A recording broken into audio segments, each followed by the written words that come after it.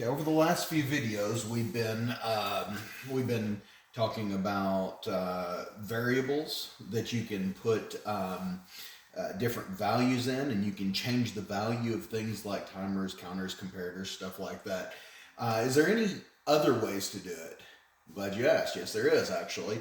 So I've just loaded up my Schneider's Logic, and I'm going to go through a simple program, and then I'm going to kind of add to that program and show you a progression of programs that go from a little bit simple to a little bit more complex.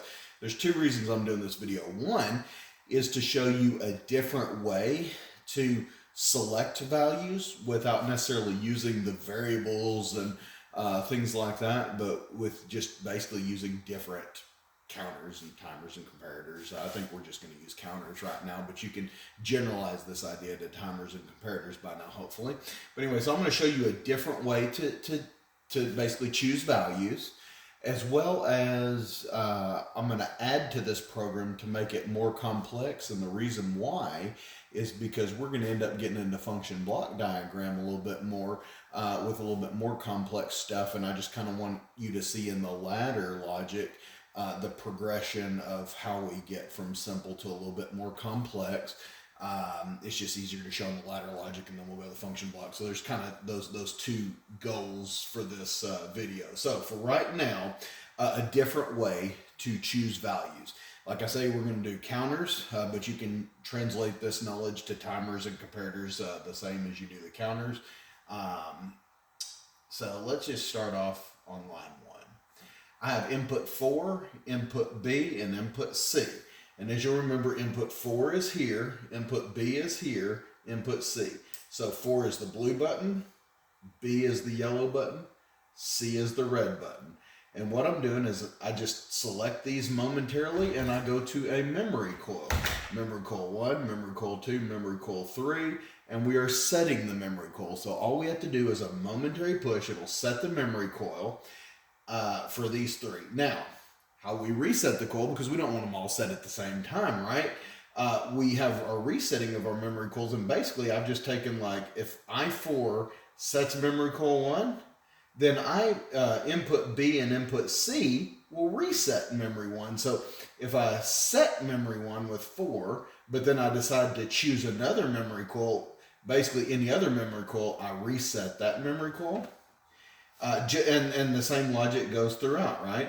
If I set memory coil 2 with B, well, I want to reset the others. So pretty much this is setting each memory coil, and then I've just taken the other 2 out of the 3 for 3 resets. You can see there's reset memory coil 1, reset memory coil 2, reset memory coil 3, and it's just the other 2 contacts. So anytime I press one contact, it sets one, it resets the other 2.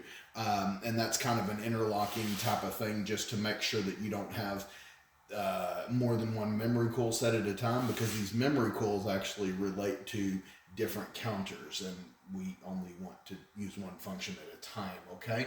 So hopefully that's simple, but I'm going to go over it one more time just to make sure, because this is kind of the base point, right? So I'm going to kind of go up to the top and go over it again, right?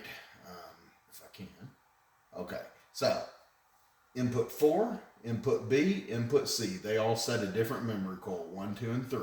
And then as I push these, we reset the other 2 memory coils. So as we set memory coil 1, we reset memory coil 2 and 3. As we set memory coil 2, we reset 1 and 3. And as we set memory coil 3, we reset 1 and 2. Okay? And that's the setting, and this is the resetting down here. And I've kind of separated with a line, so hopefully it's easier to see. So there's our resetting. And then we also want to reset our counters, because if we're in the middle of a count and we decide to change count, we might want to reset the count so that we're not, like, we don't leave a counter. Like, if we change counters, we don't want to leave something in the middle and get confusing. So these, just when I push each of these buttons, it just, any of those buttons resets all the counters. So when I push the buttons, not only do they set a memory coil and reset the other memory coils, but they also reset the counters themselves, okay? So there's a lot of setting and resetting going on. But then really what we get to is this. rather than using variables or data registers, I just use 3 different counters: counter 1, counter 2, and counter 3, right? And counter 1, let's look at the parameters window. Counter 1, if you can zoom in and see, that's just 3 pulses and it'll do an output, okay? Counter 2, parameters window, is 6 pulses. Hopefully you can zoom in and see, but if not, just trust me on that. Counter 2 is 6 and we will see that. And then counter 3 is going to be 9 pulses, right? 9 pulses, okay? So rather than the data registers or the local variables, I just put 3 different counters. And those 3 memory coils that we set relate to the 3 different counters. So basically when we set a memory coil, right, all we have to do is a momentary push button. It sets a memory coil which closes one of these. And if we have one of these 3 closed, we want the other 2 to be open. So like right now, the last one I pushed was this red memory coil, which is the 9 count. So you can see that's closed on the 9 count. But what if I push the middle memory coil? You'll notice it closes on, and that's the 6 count. And then I push this and it closes on the 3 count. So once again, not only pushing those buttons, you set those memory coils, and then the memory coils are what closes. Because if you'll notice, when I cover my sensor, all 3 of the sensors engage, but it only sends the count to the one that the memory coil is closed. So that's kind of like why we select the memory coil, why we don't want 2 memory coils selected, while we reset, and then of course it just basically, we're really, all we're doing is we're making a path to one counter and not the other 2. And so that's kind of an alternative to these variables, and setting numbers in them is just basically making paths to one counter and leaving paths off to the other counters. So that's kind of the crux of the matter, right? And I will show you how all this works here in a little bit, well, right now actually. So now that I've kind of taken you through the ladder diagram and you've seen that, you're going to focus on me pushing these, you're going to focus on the inputs, you're going to focus on the outputs, and of course you'll see the hue up here. So let's just reset this whole darn thing to 3 count. I push the blue button, input 4 is pushed, you can see, and that's going to set the 3 count because that sets memory coil 1. So 1, 2, 3, boom, we get an output, right? And then let's just push it again and we reset it, right? We reset everything. We're still on memory coil 1 because I pushed the blue button. 1, 2, 3. See, same thing. Well, what if I push the red button? Then that's a 9 count. See, I reset it. Everything went off, but it's going to be a 9 count. 1, 2, 3, 4, 5, 6, 7, 8, 9. So as you can see, we have our outputs. And hopefully you can see as I was doing it, my computer may be a little bit slow, but you can see that input flashing. And you can see as we choose the inputs, I'll choose the middle input, input 2. See, this is registering that I just pushed the input 2 button and I'm holding it down, so it's holding down. I take my hand off. It was a momentary switch. There's no more input, but yet we have set our memory coil to the 6 count. So 1, and I'm going to hold my hand in front of it so that my computer can catch up, and you will see that I am engaging, the count 1 time. 2, 3, 4, 5, 6, and you can see on the 6th time it engaged, we have our outputs, right? So this is the one thing to remember, and I'm going to get this more complex, but the main thing to remember is we were basically, with these push buttons, we were selecting memory coils, and the memory coil, now there was a lot of setting and resetting because we kind of have to do that, but really what the memory coils were for was to close one of these 3 pathways, and that's why the setting and resetting and interlocking was there, so that we wouldn't have more than one pathway closed. But all we're really doing is closing one of the 3 pathways so that our sensor, which is basically our count input, knows which pathway, which counter to use for the output.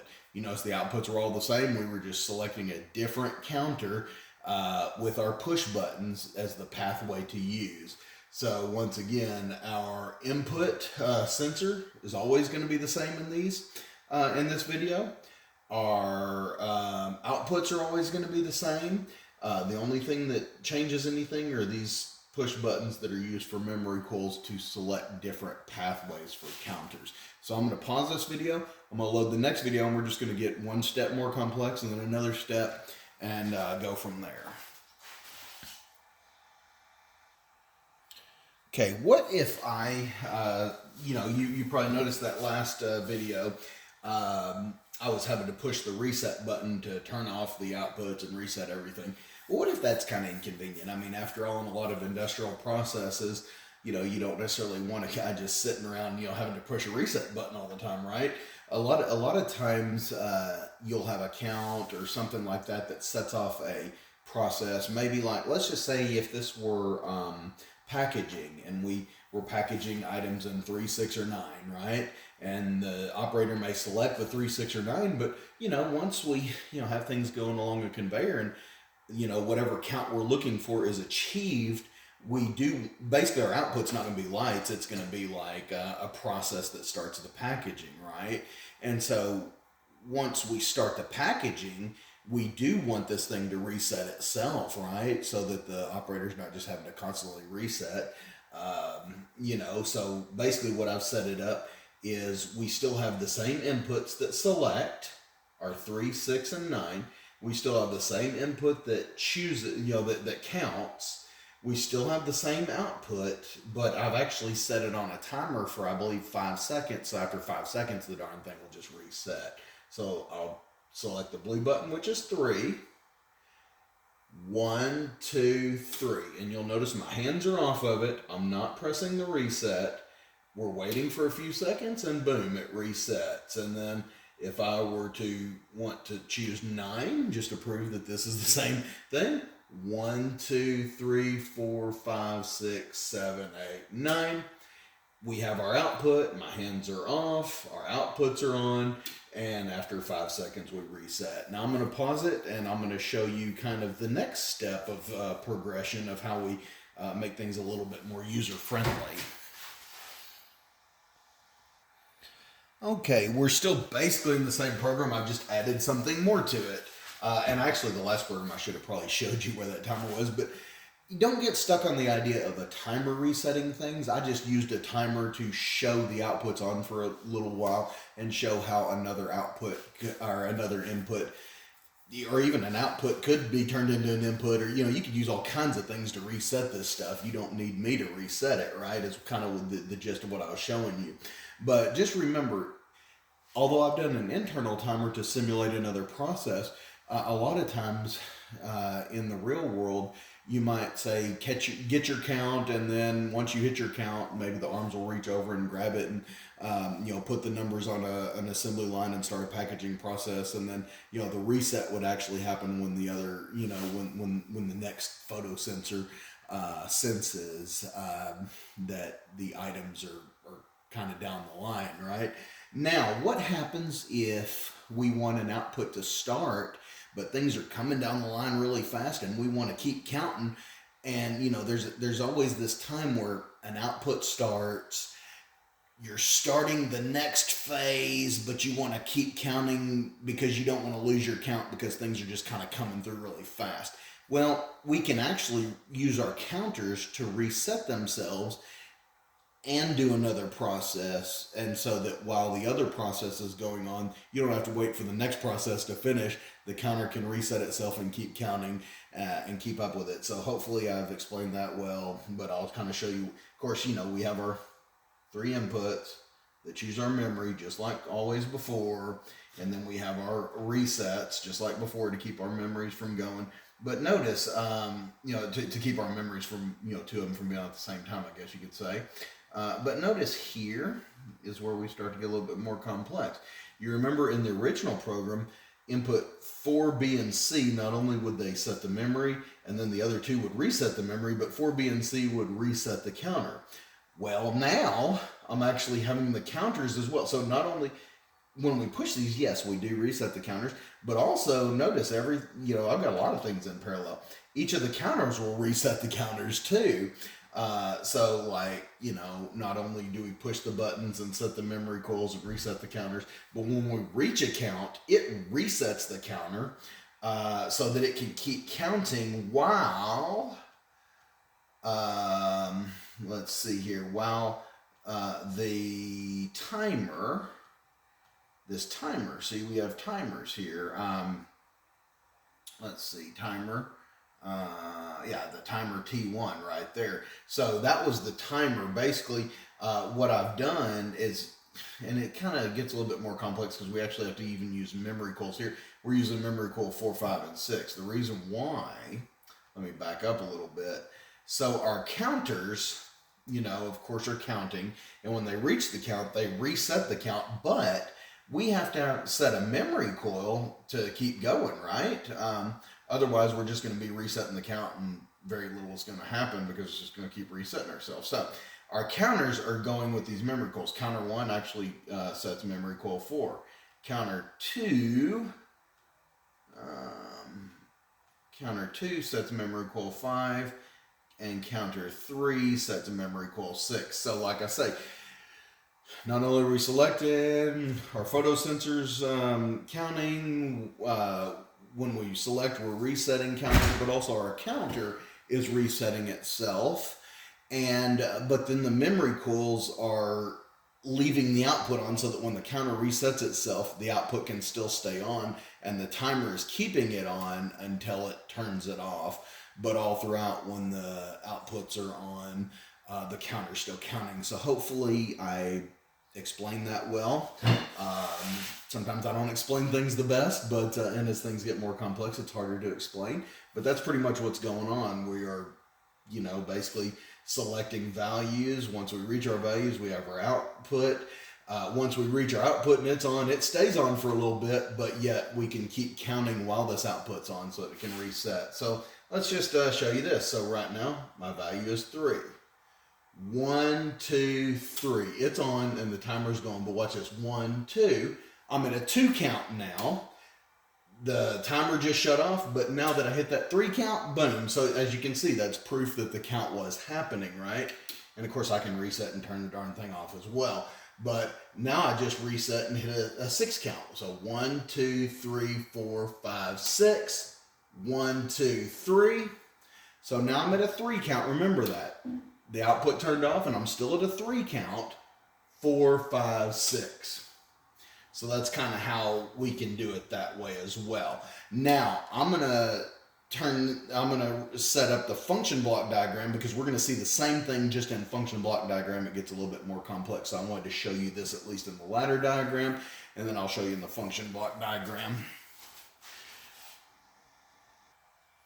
Okay, so here's the function block diagram. It's just loading right now, so I'll kind of go over this with you. Now, this looks a lot more complex, but our last ladder diagram, this is the same program. It's just in a different format. The reason why I'm introducing you to this format is because when we get into some more complex things, I actually prefer function block diagram because it has a whole lot more you can do with it in this Schneider Zelio logic. So let's look at our function block diagram. Now, what is all this? Input 1 is this photo sensor, and so I just put the icon for a sensor in there. Input 1 is here. Input 4, B, and C are the same thing as on the ladder diagram, 4, B, and C. You'll just notice that there's spaces for all the inputs, and I just, you just put in the input you want. And then here's our outputs. These are my 3 lights, right? So as you can see, these are the inputs, these are the outputs, and then where the ladder diagram was showing, now we have all this squiggly lines and function block diagram that I'm gonna have to explain this. Now you remember we were toggling between 3 counters, right? Those are our 3 counters, right? So just kind of bear with me and I'll kind of explain everything from left to right, right? We push this button and it sets this coil, and then it resets these 2 coils. We push B, it sets this coil and resets those 2. You remember how we were pushing an input and we were setting a memory and then resetting the others? That's what this is. These are the 3 memories. So then we push this one, it sets that memory and resets the other 2. So these are our 3 memories that were set, and when we push one, we set one and reset the other 2, right? And that's kind of, this OR is actually our resetting. So we push one, it goes directly to the reset, but then this or this resets it, right? So these ors kind of go to the reset, right? You remember in the ladder diagram before, our reset, our sets were just a straight up, set to the memory coil, but then our resets were, there were two of them in parallel. So that's what that is. That's the parallel portion. So these are the memories, the memory 1, 2, and 3, and these are the parallel portions of the reset that goes there, right? And then when we have our memory set, that sends a signal either there, or this memory sends a signal to that AND function block, or this memory sends a signal to that AND function block. The reason why we have an AND function block is because we have to have a sensor. The sensor goes here, the sensor also goes here, and the sensor also goes here. So that sensor, actually, when it's tripped, it sends a signal to all three function blocks. In fact, I'll show you. If you can see the red line, some computers are better than others, but this line just turned from blue to red, and it goes there, and there, and there. But the reason why there's no count up is because nothing has been chosen. So, that's just, kind of basically the sensor sends a signal, and when one of these is chosen, then when we have, both of them, then it sends it on to one of the three counters. So these are the three paths to the three counters. And then you remember the counters in the parameters window, they were set to 3, 6, or 9. Well, this number here is a constant of 3, and that sets the preset value to 3. This is a constant of 6, preset value of 6. This is a constant of 9, preset value of 9. So that's kind of like the parameters window, right? So hopefully you're with me so far. We've, used our push button to select a memory and reset the others, which goes on to the ANDs, which, the memory will choose one of the three ANDs. And then the photo sensor and whichever memory selected goes to whichever counter, right? And then once we hit our counters, this counter or this counter or this counter reaching the preset value, it will set another coil that turns these lights on, sets the timer after the timer completes, it resets things. But also the reason why I have to have this set is because once we hit our timer parameters, our counter parameters, we want to reset our counters. Remember the counter at the end, the last ladder diagram would, when the counter went off, it would reset itself, but it would also leave the outputs on for a timed value. So this is basically, this is the same thing as what you just saw. It's just in function block diagram. And I'm showing you this because I'm trying to teach you to kind of go through and follow the lines, and you can kind of familiarize yourself with what's what, so that you can get used to seeing function block diagram, because you may see that from time to time if you're troubleshooting around PLCs. So without further ado, let's show you what it is. So hopefully on your computer you can see all these lines are blue. If you can't, you'll just have to trust me. They're all blue. That means there's no signal being sent. So if I push this input 4, you'll see a bunch of red lines. And basically this red line sets this, which goes to that AND, and you'll notice none of the other sets are going to any of the other ANDs. So we're setting, this blue is setting the AND so that this sensor and, that set, and see, you'll notice I pulled my finger off of it and the red's still set. It's a set coil. So now we're counting, our counter. Once my computer catches up, you'll see the red line. You'll see red lines go all over. The counter sends a signal here, here, and here, but the only count that's going on is up at this counter, not that counter or that counter. Why? Because our set coil was set by the blue button and our counter. So now my count value here is up to 1, right? And then I guess I must have accidentally hit it 3 times. But so we basically, my push button has set the 3 count. So 1, 2, 3. The timer is on. My 3 count happened. Hopefully you can see this number. It was reset to 0 already, and of course the timer went off and it went. So just watch this 3 count again. You'll notice the lights will come on for 5 seconds, but this number will reset to 0 immediately. 1, 2, 3. You'll notice I hit 3. That number is still 0. It reset, while that was on, not turned off. Now let's just push the push button, and you will notice that now the set coil is down here. So it is for the constant 9 count that we're looking for. So 1, 2, 3, 4, 5, 6, 7, 8, 9. You notice the lights are on, and that 9 of course reset. I push the middle button. 1, 2, 3, 4, 5, 6, and I guess I must have gone past it one other time, but you can see that they're different, right? 1, 2, 3, 4. Man, I really let me reset that. Okay, 1, 2, 3, 4, 5, 6. There we go. That's a 6 count.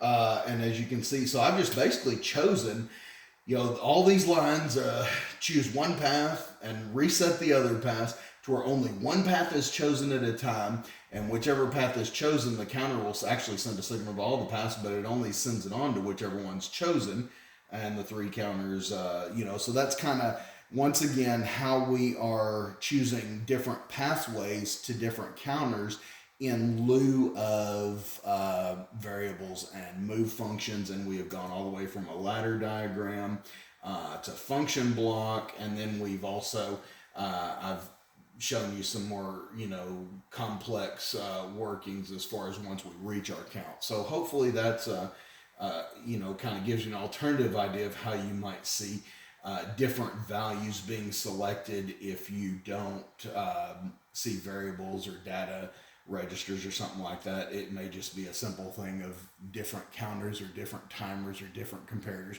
and just being sent to different pathways. Okay, so until next time, have a good one.